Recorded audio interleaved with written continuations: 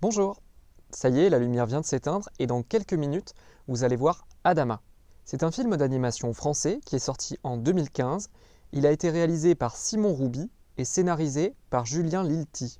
Adama, c'est un garçon de 12 ans qui vit dans un village en Afrique.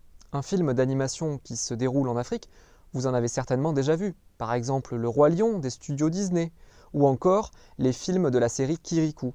Mais dans le film que vous allez voir, Adama s'en va très vite loin de son village, loin de l'Afrique, puisque son frère disparaît. Adama part alors à sa recherche en France en 1916, en pleine Première Guerre mondiale. Adama, c'est un film initiatique. Qu'est-ce que ça veut dire? Ça veut dire que c'est un film sur un personnage qui va être amené à comprendre des choses et à découvrir des lieux qui lui étaient complètement inconnus. Adama, il a une double quête, une double recherche si vous préférez.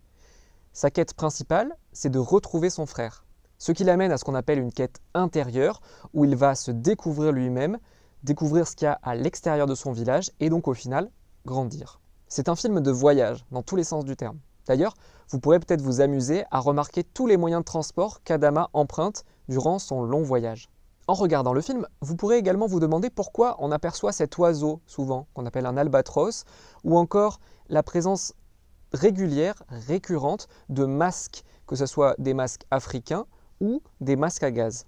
Adama, c'est un film très différent de tous ceux que vous devez connaître, au moins sur 2 points. Le premier concerne la forme du film. Contrairement à la plupart des films d'animation que vous connaissez, qui utilisent une seule technique, par exemple le dessin animé, l'image de synthèse ou encore le papier découpé, Adama va mélanger différentes techniques d'animation. Au final, c'est un film d'animation en 3D, comme les films que tu as l'habitude de voir actuellement. Mais avant de passer à l'image numérique, les personnages ont été créés dans un matériau bien réel, l'argile. Certains des éléments de décor du film ont quant à eux pris vie grâce à un élément qu'on appelle les ferrofluides. Ce sont des petites particules de fer que l'on place dans de l'huile et qui bougent au contact d'un aimant. C'est comme ça qu'ont été faits certains éléments du film, comme par exemple le feu, le sable ou l'eau. C'est grâce à ces techniques artisanales qui sont complètement impossibles à créer de toutes pièces en numérique que le film a un aspect très différent des films d'animation que vous connaissez.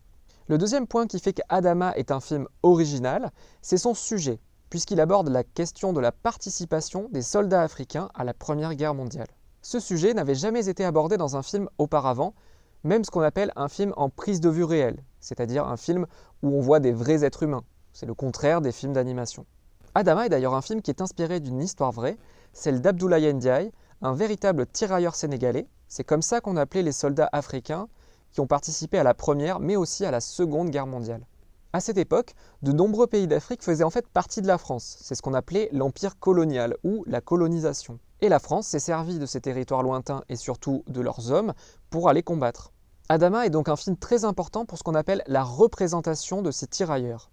Vous êtes encore un peu jeune pour avoir vu des films de guerre, mais sachez que souvent, dans ce genre de film, la plupart des soldats ont la peau blanche. Pourtant, des soldats à la peau noire existaient. Mais avant Adama, ils n'apparaissaient quasiment jamais au cinéma. Ce film répare quelque chose qu'on pourrait appeler un angle mort, c'est-à-dire une réalité qui n'était pas visible.